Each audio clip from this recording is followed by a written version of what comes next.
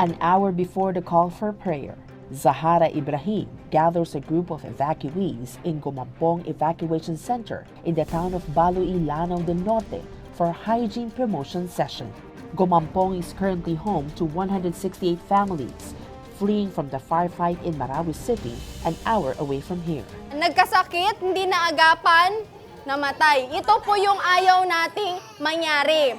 Zahara is a WASH officer of Humanitarian Response Consortium, part of the Financial Enablers Project. Trained on surge under the Transforming Surge Capacity Project or TSC and an on-call roster member, Zahara considers this deployment challenging. Magkakaiba din kami ng tribe. So sila Maranao, ako Maguindanawon. Medyo mahirap kasi yung lingwahe namin magkaiba, pero magkapareho kami sa Islam. So nagsasite ako ng mga verse para mas maintindihan nila kung bakit importante yung ginadiscuss namin sa kanila. Malaking bagay yan sa Islam, kahit anong tribo matutulungan rin dahil pagpalinis sa katawan. Nasa Biblia yan, maglinis ka o magugas ka.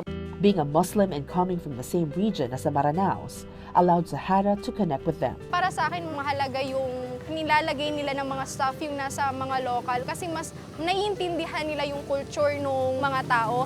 Like Zahara, her colleagues at HRC consider their familiarity of the context and culture and a previous engagement with other humanitarian actors in the area an advantage.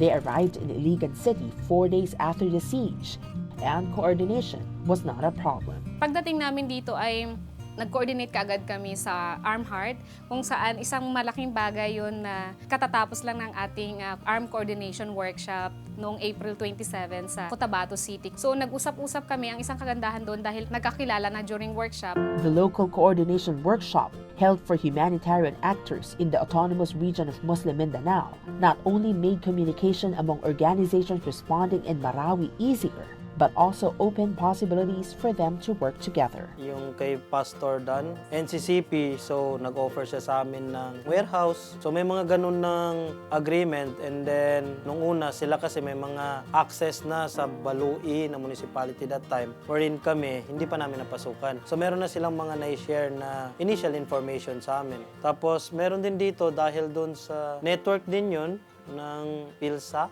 Meron silang mga local network sa Pantar pati Balui. Sila yung parang tumulong sa amin ma-secure yung list. And then parang validation na rin. And then during distribution, yun, may tao rin silang tumulong, nag-volunteer habang nagde-distribute. Other consortia of the Financial Enablers Project like MMA and the Bohol Consortium also responded in Marawi. This response is basically beyond what we expected as outcome of the 18-month capacity development interventions. I think one thing that's significant here is this is the first time that the various consortia partners attempted to coordinate their responses together, and HRC took the lead. They have responded as a consortia, as a consortium rather than as individual organizations. The Marawi crisis, a conflict between the government and a non-state armed organization, the Mauta Group, has caused tragic consequences to 350,000 people.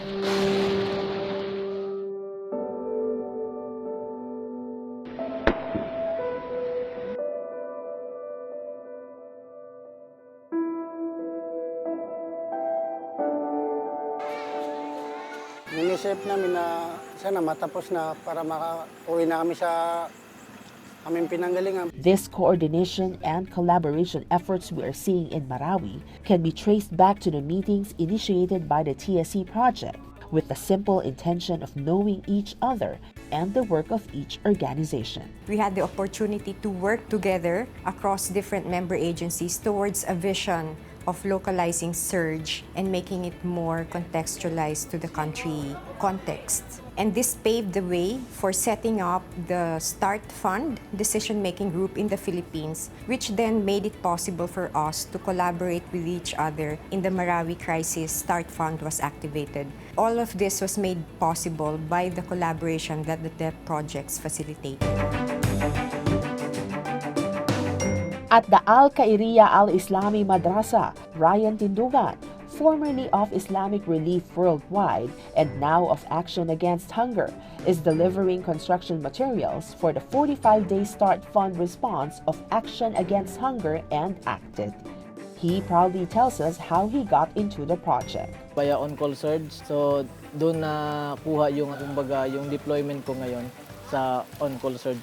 On-Call Surge is the online roster launched by the TSC project in February. TSC had made it easier for human resource to be available for these organizations to respond to a crisis. During this trip, we've met several roster members who are now also responding to the crisis. The strong presence of NGOs, CSOs in this emergency is noteworthy. While it may not be a direct impact of DEPP projects, it speaks of how it fostered collaboration and coordination. So for the first time, you would see local CSOs or organizations responding to the crisis in the UN OCHA map. That has never happened before.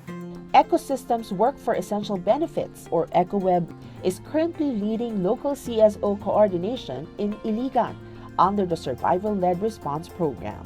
This is based on the lessons of linking preparedness, response and resilience, or LPRR, a study on the observed disconnect between short-term humanitarian interventions to long-term resilience building of communities. With the current crisis in Marawi, Christian Aid drew inspiration from these lessons when it partnered with EcoWeb to apply a survivor-led response. First, the approach allowed crisis-affected survivors to co-run and actually lead the emergency response. It allowed them to identify the needs, to propose actual actions, and to conduct the actual response. Second, it promoted the coordination of humanitarian actions with government. Tata and Dahida are staff of EcoWeb leading the SLR at the Maria Cristina Evacuation Center in Iligan.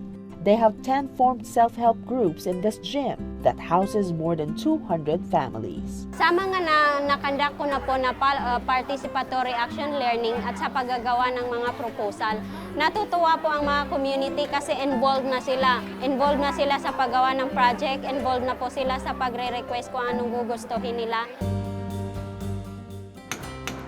Involving survivors in the response empowers them and encourages social cohesion. Kamar, who we met at Pakalundo Evacuation Center, is a carpenter and is helping evacuees build water facilities in these madrasa-turned temporary homes for displaced families. Masaya po kami, ma'am, dahil ako unang-unang pinunta niya dito na saan tayo pagtatayo ng poso, saan ba ilalagay ng poso na to? Sabi niya sa akin, alam mo ba yung may-ari sa lupa na to? Oo, alam ko yan, kilala ko yan. Ano po kayong mararamdaman ninyo kung naglagay na lang kami dito, naglagay na lang ng tubig, bigla na lang, tapos hindi kami nagpaalam or nakipag-usap sa inyo? Iba talaga yung mararamdaman namin dahil hindi niyo kami parang na-trespassing yung mga taga rito. Two-way communication is aid and an effective way to improve accountability to affected population. For this, the project Communicating with Communities, or CWC, developed a data gathering tool, the Rapid Information Communication and Accountability Assessment, or RICAA. It was piloted by IOM in its Marawi response to 1,600 respondents. At first, it's just a simple administering of the form. And later we found out that the RICAA as a tool is very informative and it captured a lot of information which are very, very helpful in crafting the reports, as well as some tools that we also wanted to roll out in the future once we have the funds. IOM uses the IOM's Displacement Tracking Matrix, or DTM, which comes with a list of default needs or facilities for people in evacuation center setting. But as 80% of the IDPs are home-based, their needs are different, and the RICAA tool helped them gather information specific to these evacuees living with their families and relatives. It's no longer the facilities, it's more on what they wanted to eat, what they need in order for the children to go to school. For example, Maranao-speaking children cannot go to a school which are not Maranao-speaking teachers because some of the children cannot speak Tagalog or Cebuano. Respect of rights and the protection of dignity of vulnerable people in the midst of a crisis is embodied by the Protection in Practice Project, or PIP. With hundreds of thousands of internally displaced persons distributed in Iligan City and neighboring towns, protection issues abound. United Youth of the Philippines, or UNIFIL, and the Pambansang Kilusanang Kababaihan sa Kanayunan, or PKKK, are PIP project partners, monitoring protection concerns in the evacuation centers and of home-based IDPs. Along with protection monitoring and provision of psychosocial support, UNIFIL also promotes a referral system and strongly advocates for protection mainstreaming in response actions.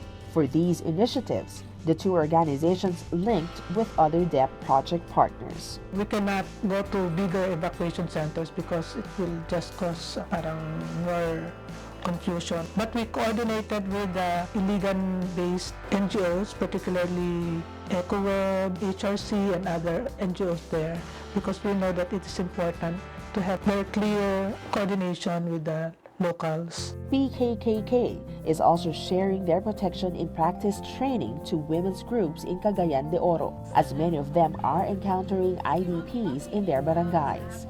Rasma credits the PIP training for her deeper understanding of protection. Yung mismo doon sa evacuation center, pagtingin doon sa area kung saan may safetyness ang kababaihan, lalo na sa kabataan, paano nila maprotektahan yung mga kanilang mga sarili na hindi sila ma-abuse. Sa Bangka Marawi, maganad tano, mugup tano, magpuon tano.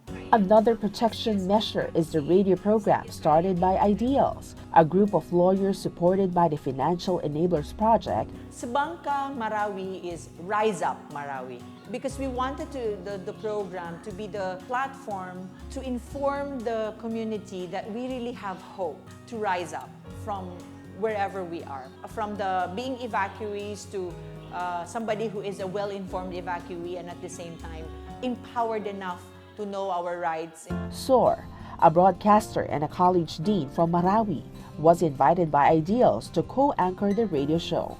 SOAR adds that what used to be a 1-hour program has been extended to 2 because they started featuring stories of survival, hope, reconciliation, and cooperation, tales that are aimed to inspire internally displaced people to rise up from the sad plight of the siege.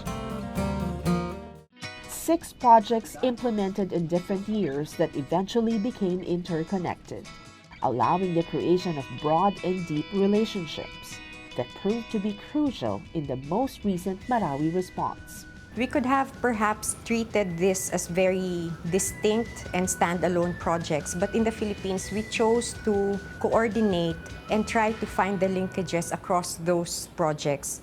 Covering a wide span of agencies, interventions, and project objectives, DEPP in the Philippines is a story of successful coordination and local capacity building, concretely demonstrated in one crisis that brought the organizations together, proving that collaboration is truly possible. So I think this is just the beginning, and we hope that there will be more projects that can really build collaboration and helping to really build capacity of the local and national civil society organizations, because not one agency can respond to any crisis. No, we really need to work together.